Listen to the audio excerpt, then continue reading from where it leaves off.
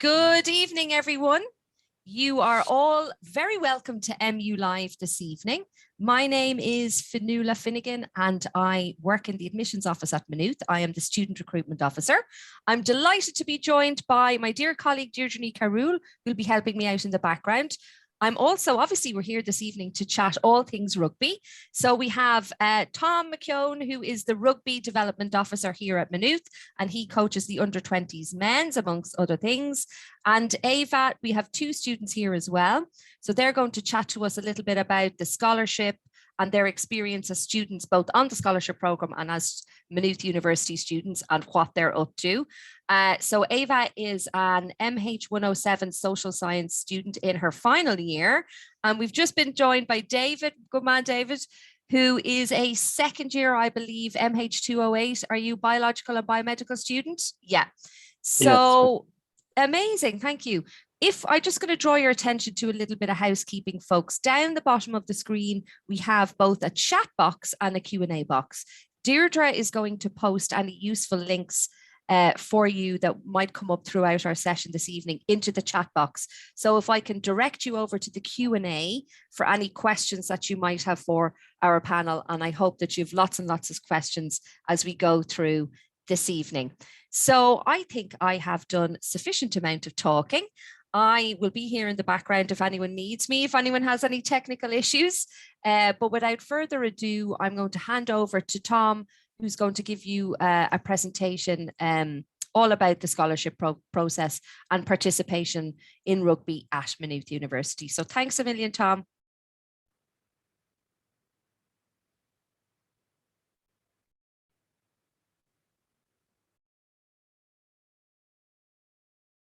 Sorry, thanks, Fionnuala. That's great. So I know I've spoken to a few people, and oh, beg your pardon. And I know there's a fair few people training this evening who've made contact and couldn't attend this, but luckily it is recorded, so it will be available online as a resource, which is great.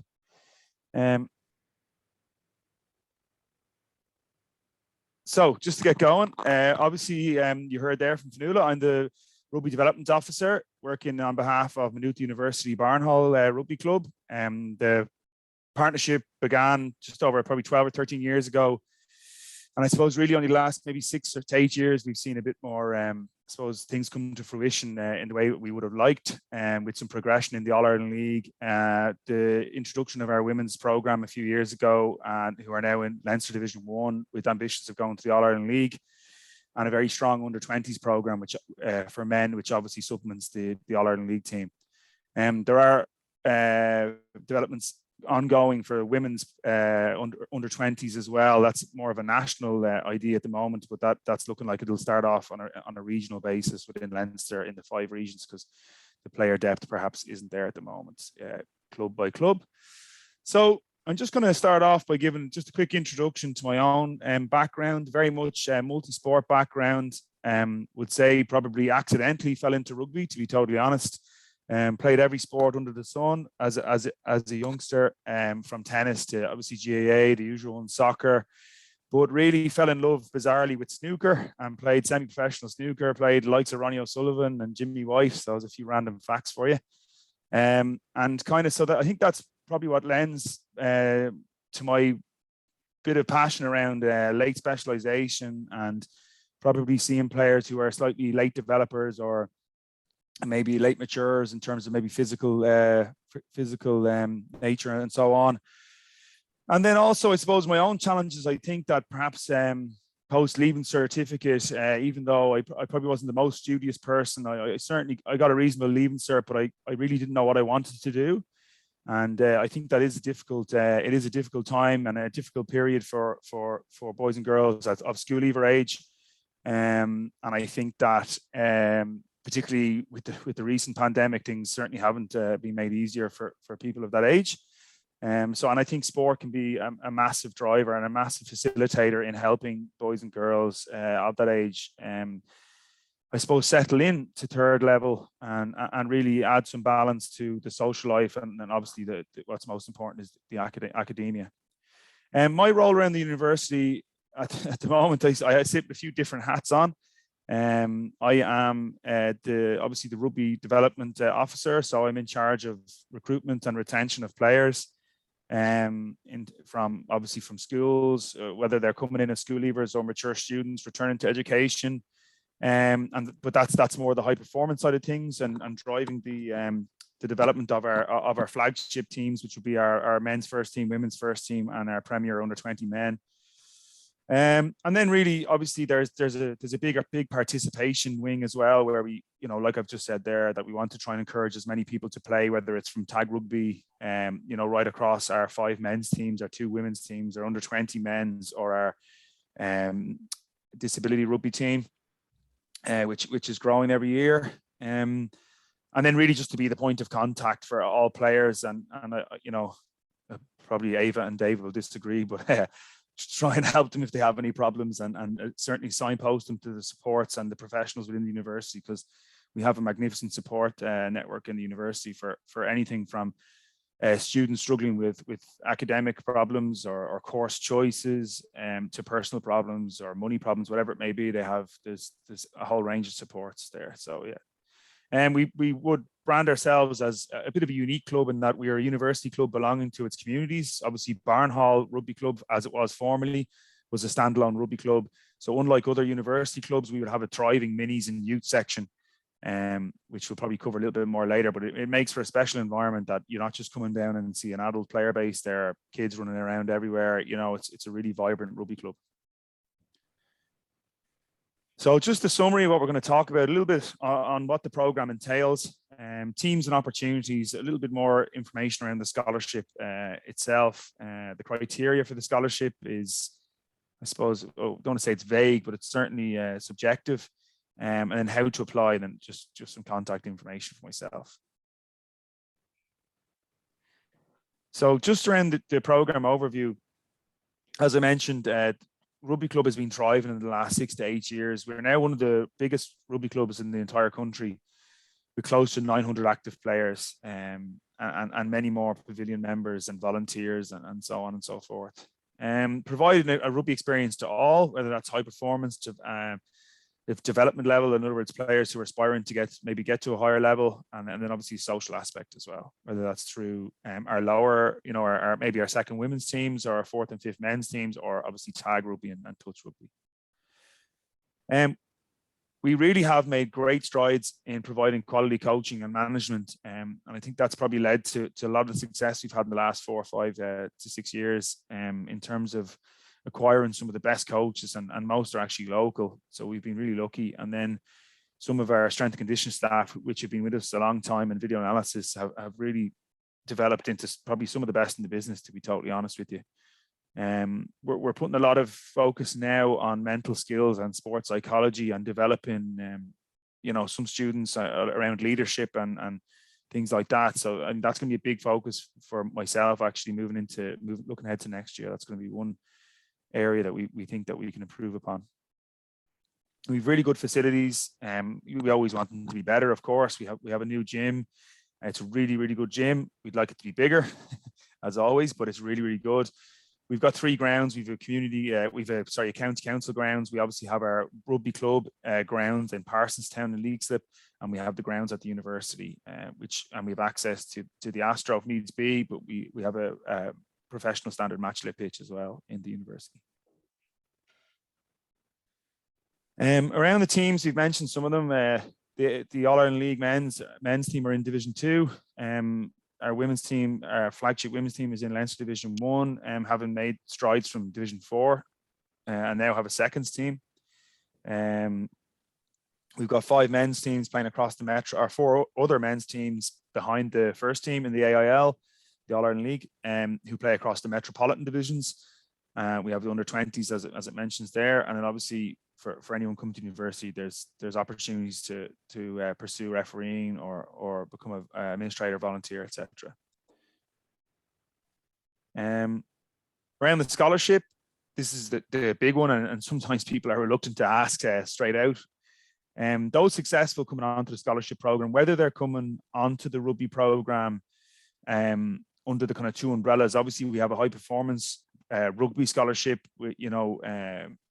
with players we specifically targeted, but we also have below that basically an observational or development level scholarship where we afford some places to students to come in and basically try and prove themselves and show that they're really developing and improving in that year one, but they would still be able to avail of the 60 points as well.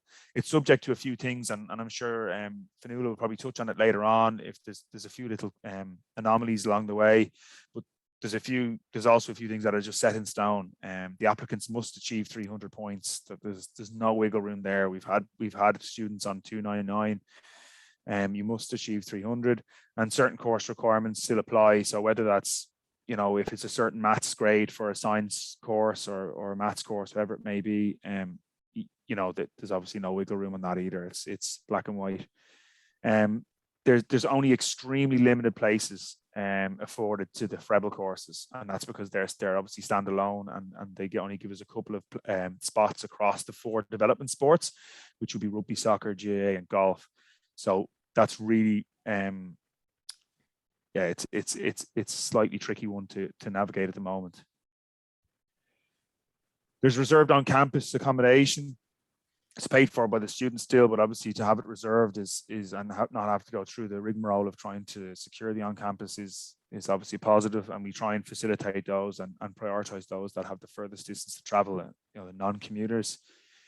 And we've a really strong physiotherapy, and which obviously covers our prevention, rehabilitation, and our education, and that would be led by the man in the background in the white T-shirt, Barry Smith, who's been the first team physio for 21 years, I think, as well as being an underage tennis champion and playing for Ireland in tag and touch rugby. He's been physio. He's on the IRFU high performance panel for physiotherapists, and also is the physio to Leinster women and Leinster youths as well. So he's a busy man, but he's very, very knowledgeable around rugby and has seen a lot of trends over the years. We cover the top class facilities, but within that, we have really good video analysis, and it will probably come up again now in a moment with Huddle. Which would be the same. Well, usually often Huddle is the software used by the best and most successful professional teams. We've got Output gym software as well, which will test and can track the progression and development of all the athletes. So again, that would be in play with Leinster Sub Academy as well. And then there's financial bursaries for the best players, or the ones that are performing the best and applying themselves the best. And they're usually awarded on a rolling kind of yearly basis. So they're up for grabs each year. Obviously, they're limited now with the growth of the program. There's not as many on offer because the cost of facilitating more players, in terms of more strength and conditioning costs, more physiotherapy costs, etc. There's just a bit more pressure on budgets and stuff like that. Their club membership, though, anyone who comes on to the rugby program, their club membership is covered from our end. So we pay the rugby club so that you're fully covered in IRFU and so on and so forth. This is one, I suppose, that people are almost sometimes afraid to apply for the scholarship. Maybe it sounds a little bit elitist, but we're not. We cast the net quite wide. So obviously a lot of the players who come to Maynooth University have developed and come through our minis and youth systems. Some go away and play for rugby schools in the area, as in the A schools. But often, well, nearly in every case, make a comeback to the club then post school. So they would account for the vast majority of players who come on the rugby program at Maynooth University. So it's not a case that we take players from here, there, and everywhere. In saying that, players have come from a little bit further afield on occasion, but just not in their drove. So since I've come in, where the players were usually within the commuter belt of Maynooth, we're starting to get a lot of players from West, from Connacht and the odd time from Northern Ireland, and a lot of players from the southeast of Leinster as well, around Carlow, Wexford direction. But really what we're looking for, obviously, ideally, yes, it's great to get the national and the provincial representation, the area squad representation at under 16 and into their YSP, Youth Special Program, stuff like that within Leinster and the equivalent in Connacht and Ulster and Munster. But also just strong representation within the club and the schools game, and probably rugby being rugby, it's a small enough circle and a small enough, I suppose, community. So it's often quite easy to get reliable references and feedback on the type of person that I suppose has applied, as opposed to just around their playing abilities. And that's what it comes down to. I mean, we're looking at type of character, because ultimately they're the type of, we have to deal with them on a daily basis. So we want people who are, self-motivated and self-aware and can understand where they, their areas that they, they want and need to improve upon. They have commitment, because like I said, with the numbers growing, I don't really want to be wasting my energy or time chasing players to get better. We want players who basically want that already. So they're, want student athletes who are able to juggle the busy schedule of their academics and their sports and both those pursuits put together. So there's a few buzzwords there on the right, but I think you get the gist. So then really, I suppose it's about the steps now and where to next. So no one can earn a place on the rugby program unless they apply online, and that typically opens around mid-November and it closes on April 1st. It's pretty strict, unless very, very special case. Would the link still be live? But they're the dates, and that's the first port of call. Make contact, express your interest with myself via email is usually not a bad thing, just even to put your mind at ease that your application's gone in, and a good few people have done that of late, which is a good place to start. Await response, and then those successful will progress to an interview process. And we say interview process, but really it's more discussion around, we'll have a discussion around rugby and your ambitions and so on and so forth. But also it's to ensure that you're on the correct path, and your ambitions about studying at Maynooth are for the right reasons, and not just perhaps just for rugby, that you're really, you want to come here for the right, you're choosing the right course, because ultimately we want people studying something they're passionate about, because that's going to reflect in the way they play rugby. If they're, if you're happy off the pitch, you're going to perform on it. We've done this with a bit more time during COVID, so we did quite an in-depth physical assessment, and we found it hugely beneficial, to be totally honest with you, and did some catch-pass skills tests and stuff, some stress testing on that skill, and we found it to be very good in obviously kind of two ways. One, it'll highlight some potential weaknesses or injuries, and then two, it can probably, even if the player, if we're very positive about the player, we'll still be able to give them some takeaways, as in some work-ons. If it's a physical thing, if we think, for example, they might have some single leg stability issues, or some imbalances in their body, they can take it away and they can actually work on that. So you're getting that information to them rather than seeing them in September when they come here to study. We can actually get maybe a 4 or 5 month head start on that before they come in for a pre-season. So it was massively beneficial doing that this year, particularly the depth at which we did it. And then final response, we try to get out as really as quickly as possible, and that's led by the admissions department. We don't hang around. We make decisions pretty swiftly, because we don't want it hanging over the students as they obviously embark upon the Leaving Cert now that it's in full swing this year. So they need to get their head down for the final push. And then a common question is, can you still play rugby here at Maynooth if you're unsuccessful in the scholarship application? And the answer is 100% yes. As we said, there's so many teams. A lot of players have come in here, not either have been unsuccessful with the scholarship application, or have come here because their points or their results turned out differently, and they've been some of the best players we've had, to be totally honest with you. Have been almost accidental attendees here. So no, it's definitely, the door is always open, and players unfortunately obviously do drop off the scholarship, not too often, but players do, boys and girls do join the scholarship from year 2, year 3, etc. Particularly if they've been a commuter back to their home club for year 1, for example. We've got one this year who didn't play for us in year 1, but will be playing for us next year, we hope. So that's just what it says there.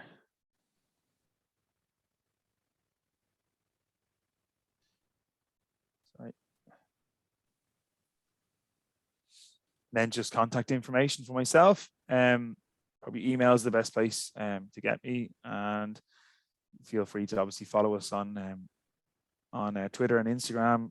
The club and the University Rugby both have a handle on Twitter, but we retweet much of the same information. But yeah, any queries around, if it's around something that I'm not an expert on, which would be usually around the admissions, I would definitely be signposting to one of my colleagues who would be able to advise you, who have all the knowledge in the world in that area. But that's it. So hopefully, if anyone has any questions, they can follow up. Feel free. Don't hesitate for a moment. Absolutely. Thank you so much, Tom. If anyone has any questions, folks, on anything that Tom, there's a hand up. Amazing. Let's see. A raised hand. Whose hand is that? How do I find out? An attendee. Damien. Do you want to ask a question, bud? Allowed to talk. We've never done this before. This is novel. Go ahead. He's muted. Unmute. Asked to unmute.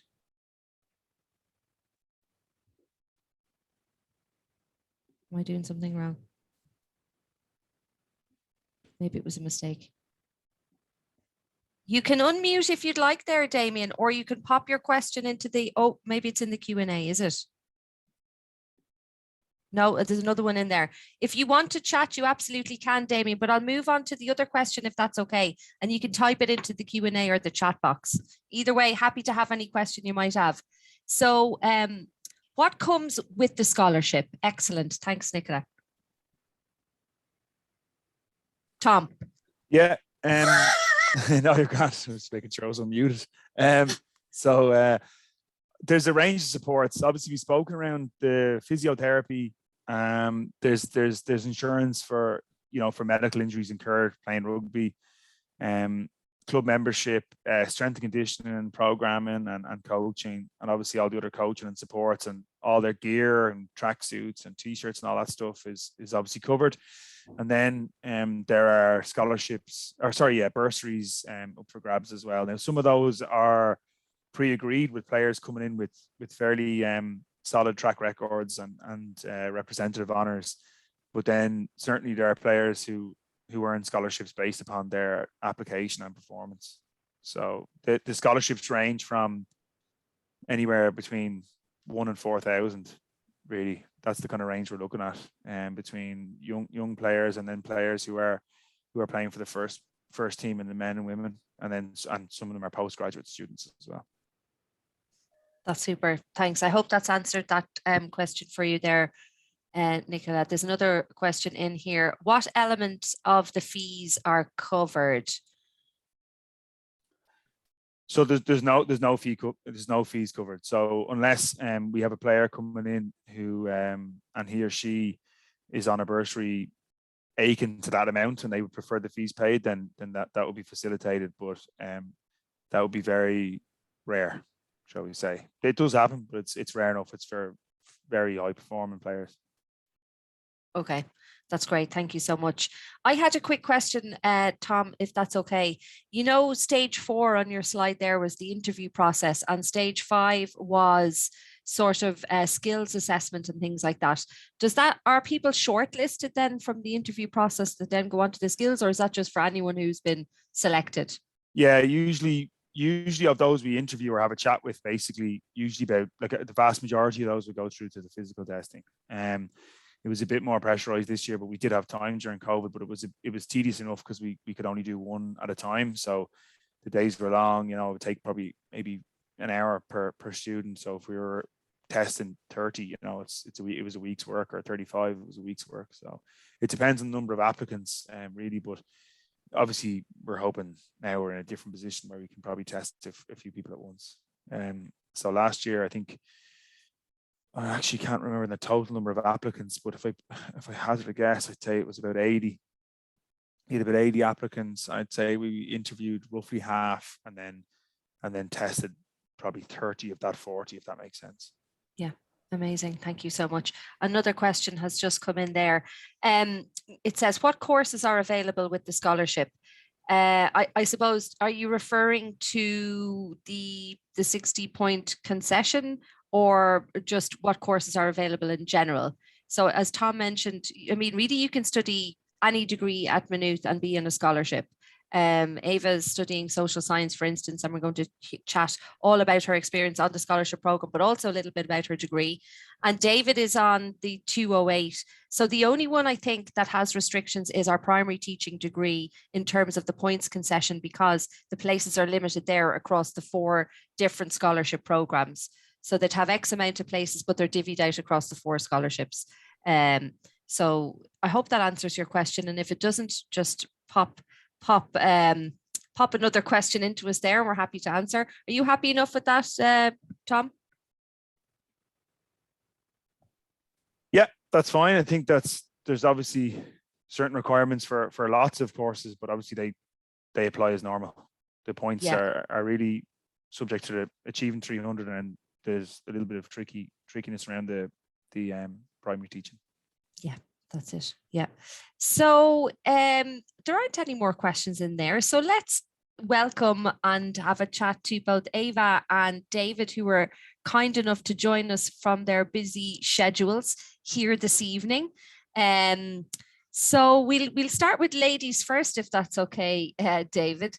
Can you tell us a little bit, Ava, about, without being too cheesy, about yourself and about the scholarship program and your experience on it? Let's kick off with that. Well, I have played for a very long time. I've played since a young age, and I played under 18s, and I was lucky enough to play for Ulster at under 18s and captain in my final year. I then joined Maynooth and I played for Barnhall, and kind of through the scholarship helped me work my way up to get my first senior cap there just last summer. I think especially with the strength and conditioning and even kind of training we're getting, because we're in Leinster Division 1, it's really brought me on as a player and helped with, anything. Like in the gym, we are asked, like, what do we want to work on and what we kind of would like to do. And I picked out a few things, and hopefully that'll bring me kind of further on to my next few caps during the summer for Ulster.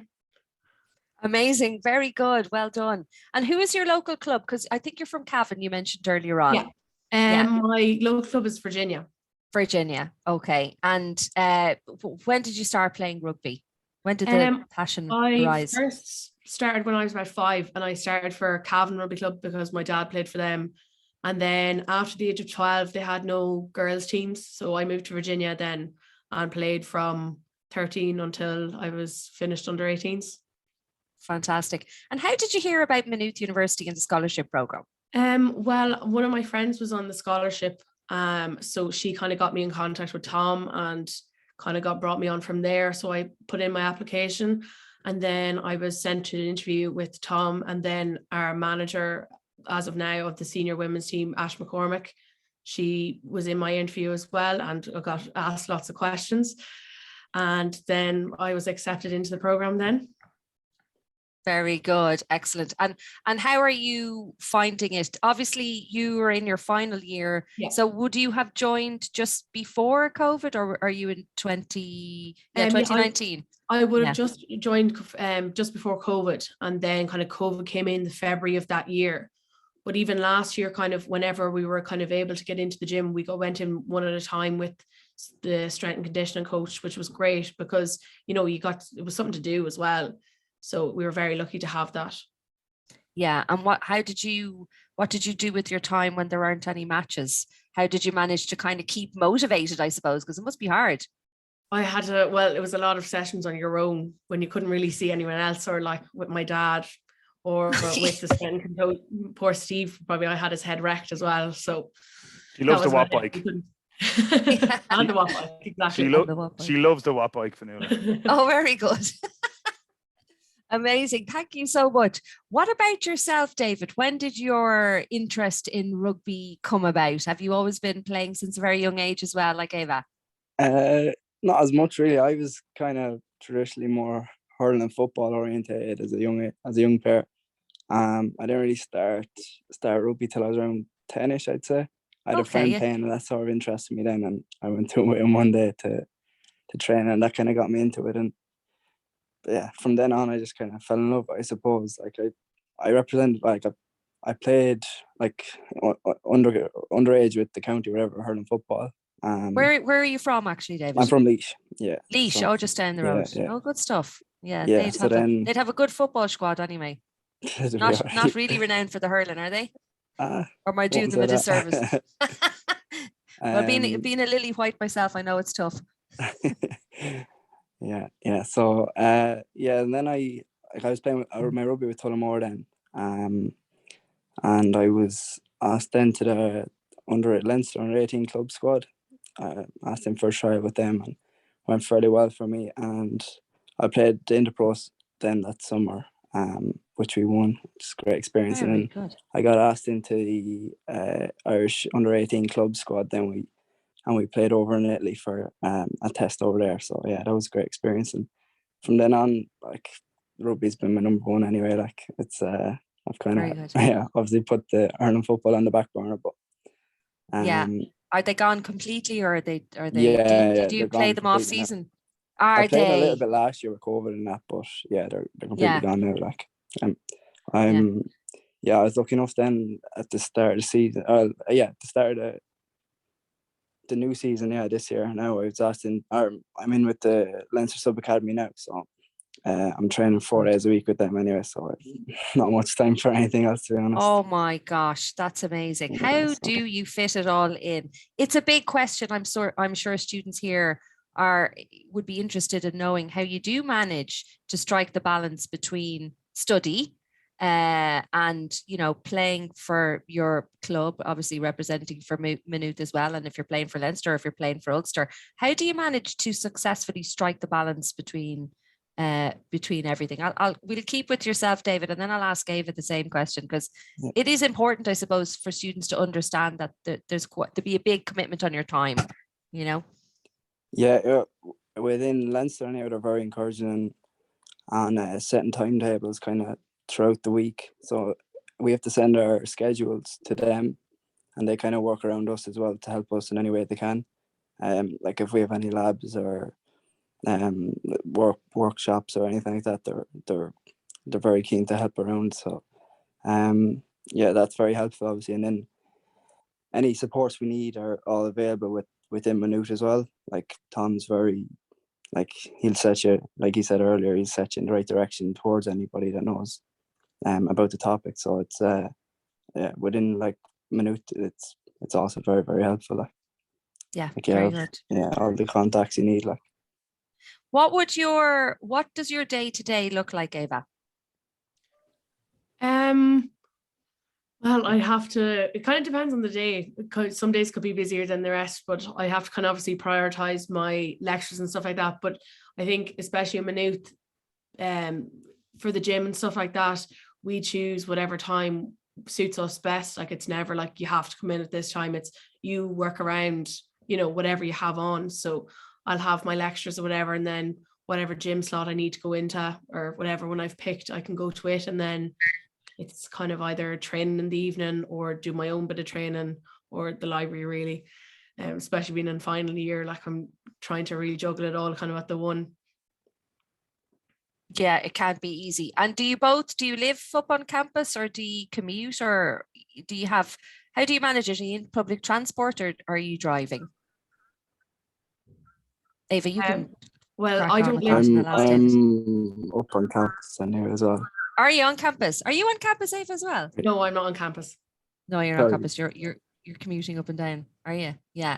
So, David, where do you live on campus? I'm in Village Okay, Mullen. very good. So, yeah. So I'm in you're staying with kind of people that are on scholarships as well. So it's like-minded people, I suppose. So I'm in with like 2 lads on a hurling scholarship and a guy on a soccer scholarship as well. So like they're all people that are playing at elite level as well. So it's like they'll help you out in any way they can too. Excellent. That's really good. Let's talk a little bit about the scholarship process itself. How did you find the process, and what tips, what tips might you give for people who are thinking of applying this evening? Maybe they're going to click on that link and just say, "Feck it, I'm going to apply now." What would you say to them to give them little tips and pointers on being successful at interview? We'll start with you, David, and then we'll ask Ava. What did you do? Did you dress up? Yeah, so I obviously applied online initially. I got in contact then with Tom, and we had that interview process with Tom, and there was a woman from admissions as well. So we kind of just talked about what course I'd been interested in, and my ambitions in rugby and stuff ahead for the years ahead as well. So yeah, having an admissions officer there was very helpful too, because kind of led me in the direction of like biomedical. Like I was always interested in science and things like that. So yeah, having that knowledge there was very helpful. And then yeah, got called then. Well, there wasn't a screening process then. I think I was kind of coming into COVID and stuff like that. So I missed the screening process. Oh so, yeah, they didn't delve too deeply then. No, yeah, but I was lucky enough Got a pass. to get it then. Well, very good, very good. So what says you, Ava? What tips would you give someone tonight and how to prepare? But that was excellent, David. So obviously fill in the application form and attend. And you mentioned something really good there. Oh yeah, maybe do a little bit of research around the course that you're interested in a minute. Excellent. What says you, Ava? Just try and get it in on time, because I was very close to the deadline. I'd say about a few hours, because I had the wrong deadline and Tom was on to me being like, why have you not sent that in yet? So definitely make sure you're on time with your 1st of April. Let's write that down here so people know. And just like you said, probably know a bit about your course kind of going into it, because the woman in admissions will kind of be asking you and stuff like that. But I enjoy kind of the interview. I definitely wouldn't be nervous. It's not something you should definitely be frightened of. And I was kind of the same as David. I was lucky enough I didn't have the screening process either. I got to dodge that nicely. Maybe talk a little bit about, like, obviously you touch on your strengths and areas that you'd like to work on and off the pitch and that kind of stuff as well. Would you say that those things are touched on in the interview? Oh yeah, definitely. Like whenever I kind of first came, I wasn't really sure kind of what I would. It was like Tom always asked me what I thought my strengths were and what my weaknesses are. And I don't think there's nothing wrong in saying what your weaknesses are, because it's not going to kind of come against you. It's so they know what you're going to need to work on kind of in the future and stuff like that, because there's people kind of around to help you for that. Like no one's going to, like if your speed isn't your thing, a bit like myself, no one's going to give out to you for that. Like people will, that's like what they're there for. They're there for to kind of help you on, drive you on, get you where you need to be. Yeah, absolutely. That's very sage advice indeed.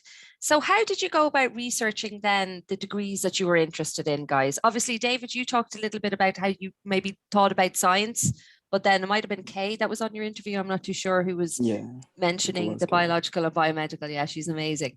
So how about yourself, Ava? Were you always interested in social science?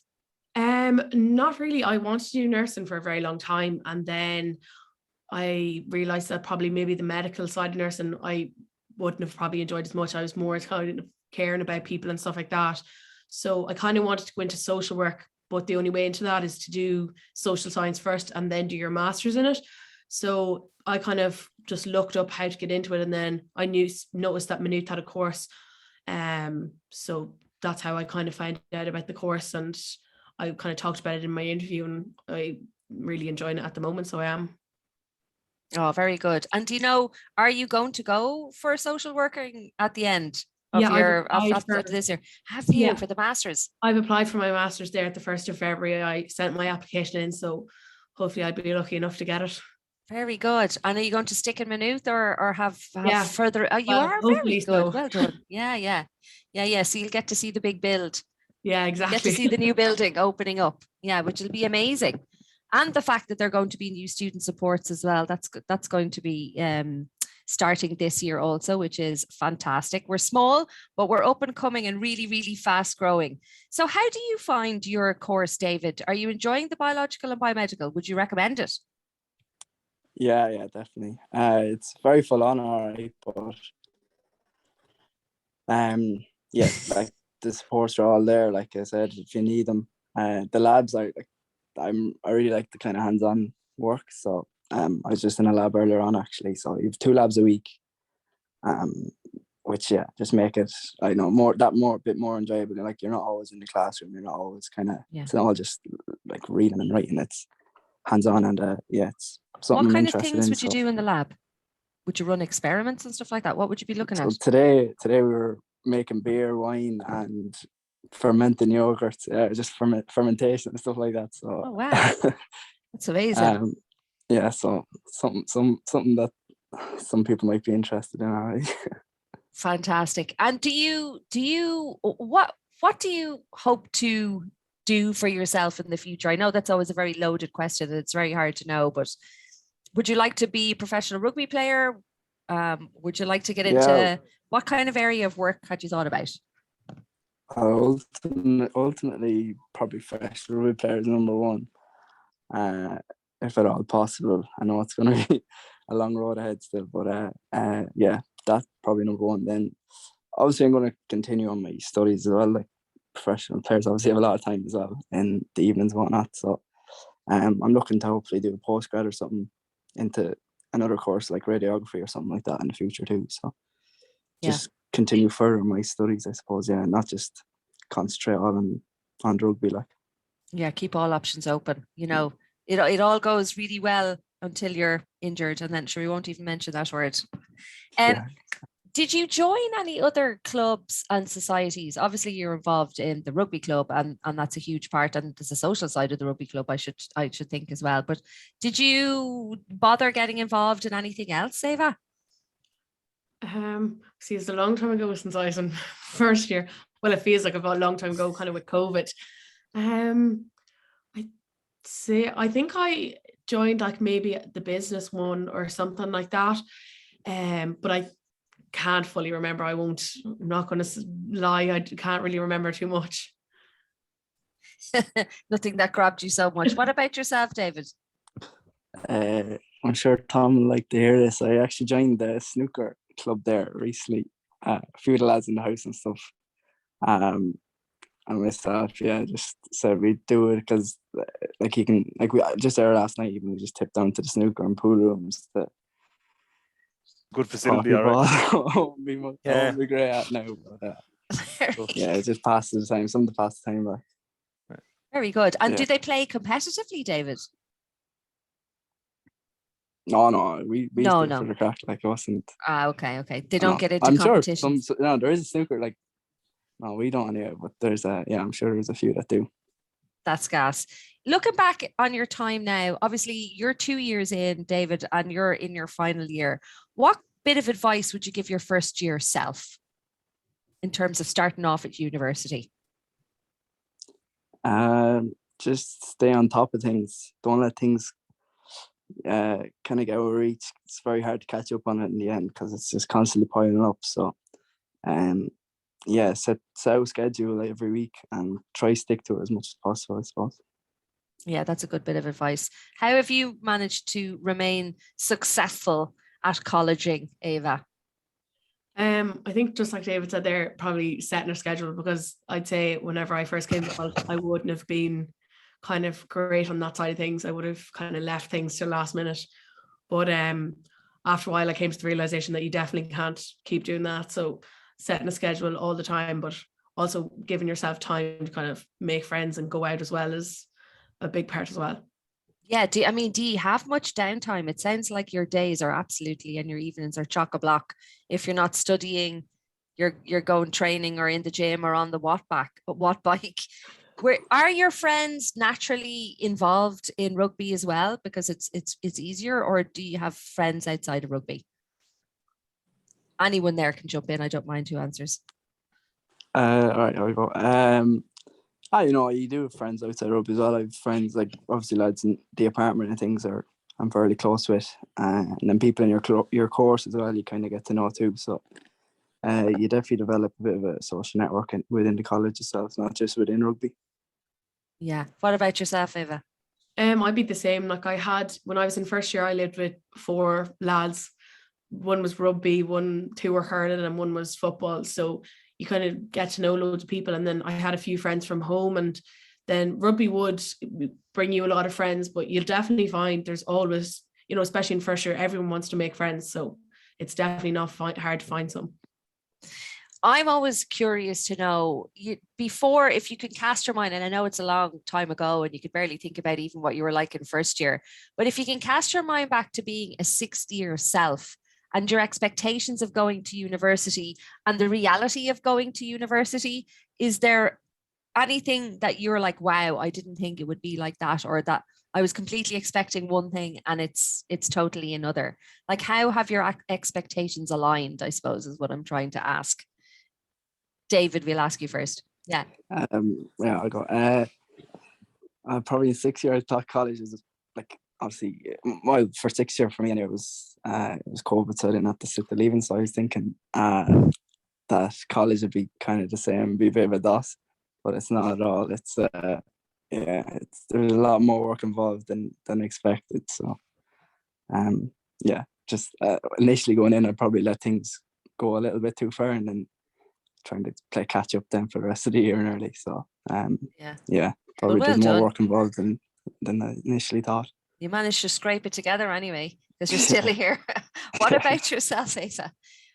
What did you thought about the whole thing? Well, when I was in sixth year, I had to set the leaving cert, so I thought that it was kind of going to be, I thought it was going to be a bit harder than it was. Like, don't get me wrong, it is still very full on, like very hard, but you know, the first year isn't as bad. You know, you do have a little bit of wiggle room a bit, but like now you just don't have to take it too far. But I think I definitely thought that it was going to be really hard because I was after sitting all my exams, whatever. But it wasn't. It is grand. Like, you just have to kind of once you keep on top of things, you're 100%. Yeah, I think that seems to be the theme of the evening. Look, just keep chipping away small amounts, and then you'll be good to go. Not let it all pile up. And then I suppose everything can get stressful when there's a lot of demands on your time. Tom, you mentioned throughout your presentation that you've rarely seen it, but the odd time students would drop off a scholarship. What would you attribute that to? Probably just to maybe the opposite of what Ava and David have said. I mean, the temptation is there, like particularly now with the boys and girls coming in from the COVID sort of era where they've missed out on so much. You know, if they're coming into, you know, a fully open, you know, bars and whatever, nightclubs and stuff like that, the tendency they can probably lose track or lose run of themselves a bit. And like that is understandable, but I think the better balance, and that's a great tool that Ava and David have mentioned, like keeping a schedule is so important, because even if you let it slip for a few weeks, and David would be fairly on the ball now, but even if you do let it slip for a few weeks, it's actually really, really difficult to catch up then. And I think that's probably what happens usually is obviously when people ultimately leave college, it's people from that category that have fallen behind and just haven't been able to catch up, or they just don't love their course, which is absolutely fine. And we, you know, there's a lot of people who do that. Some people stick at it, you know, but that's not ideal either. If you don't, you know, you should be passionate about, like, you won't love every inch of your course, but if you enjoy the majority, like a job, if you enjoy the vast majority of it, then you're winning. Like, so yeah. Definitely. Yeah, and then look, obviously you get a very small minority of people who come in and just like they might fall out of love with sport if they've come from a very rigid sporting sort of timetable over the last, you know, through their school years. Perhaps, you know, a lot of the rugby schools will be fairly full on professional, you know, standard stuff, which is great in one way, in one respect, but also, you know, the odd time there lads come out and, you know, and girls, and they've had their fill, you know. Yeah. So that happens too. So it's not always like sometimes it's not always acrimonious. Like if someone just look at each other and you say, look, it's not working, you know, it's not really working out, and rather than pretending, it's just like just head our separate ways, you know. Yeah. The best luck. Yeah, absolutely. But I think you mentioned throughout the presentation that there are lots of supports available to students at Maynooth, and both David and Ava have mentioned them as well. So if you are doing something that's particularly heavy on the maths, like a computer science or a science course, or even maths, You know, there's the Math Support Centre, there's the Writing Centre to help you with writing assignments. If you do, and you've tried your best to do the greatest amount of research in your degree, but you figure out when you come in after a couple of weeks that, in the name of God, what am I doing this for? I don't like it at all. If there's any type of a match in terms of points, you can come in and you can chat to us about, you know, options that are available to you before you throw in the towel. I think it's important to mention that as well. And in that respect, we do have a little, oh, very good. We have a little question in here for Damien. Good man. Do we need to submit written references on the application form, or will the nominated referees be contacted by email or phone? That's an excellent question. Yeah, that's sufficient. Like, if the referees are listed, usually they're pretty known to me anyway, so that's fine. Once their contact information is there, that's no problem. Amazing. Folks, if you have any other questions, keep them coming in. You know, there's no such thing as a stupid question, that old chestnut, but it really is true. So you might as well leave here this evening armed with all of the information and all of the knowledge. If there's anything else that you'd like to ask the panel or myself, absolutely stick it down there. I'm going to run this little poll here, launch, just to see what our participants say about things. So there's, I think, 1 or 2 questions there that you can answer. Hopefully we hope to be running, all things going well, an on-campus open day in April, whenever it's due to take place. Let me just see here now. I think it's the 20 date. Does anyone know the date of open day? I'm sure Deirdre does. She can drop it in. 30th of April. Thank you so much. It's the 30th. I was going to say the 29th or 30th, but I didn't want to say the wrong thing. Thanks, Deirdre. So on the 30th of April. So has the poll ended? I don't know. We'll leave it a couple of minutes and then we can see. We'll give people a chance to answer. It's exciting. Had you heard about MU Rugby Scholarship for this evening? 80% yes, 20% no. Very good. Can you guys see the poll? Can you see it? Tom? Yeah. Oh, sorry. Yeah. Good. Do you know what you would like to study at MU? 60% yes, 20% no, 20% don't know. Anyone, if you need to have a chat to anyone in admissions, this is fantastic. We are available on email, admissions@mu.ie. You can email myself, Fionnuala, I'm going to pop that in, fionnuala.finnegan@mu.ie. That's me. Or there is, if you're on the main website, so maynoothuniversity.ie, there's a little ask box, which is not run by a robot. It is manned 9 to 5 by admission staff. So either myself or my colleagues were on there from 9 to 5, Monday to Friday, answering questions. So if you do want to pop a question into the ask, you can. If you've any questions here, you know, we can answer them for you. But if you wanted to talk to someone, you can chat to myself or my colleagues. If you leave me your phone number, I can give you a ring and we can chat about options at Maynooth. There's no problem at all.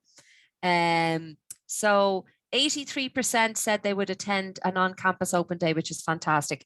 And I think that's going to be really exciting for 2022, getting back to some sort of sense of normalcy with lectures, with full sport, with everything. So it'll be really amazing. I think a question has come in here. So I'm going to share the results there with you folks. So you can see them on the online there. So absolutely. So this session is being recorded here this evening and it'll be available tomorrow afternoon. So if you go on to, if you put in mu.ie/MU live, I'll put that in there, mu.ie/MU live, the place where you registered. We have each of the events, all of the previous events that we've been doing since November of this year are there. All the recordings are available. So I mean, there's a multitude. We had rugby, we have GAA, we had entrepreneurship, if anyone is interested in that, loads of different degree areas. So it's a great resource to have. Open day is on the 30th of April. That's great. Listen, do you have any more questions for us, folks? You're very welcome. That's no problem at all. Any last minute words of wisdom or bit of advice for us, Ava and David, before we leave? Nothing. If you were a Um, Leaving Cert student now, what bit of advice would you like to hear? Sorry, that's probably a difficult question to answer, is it?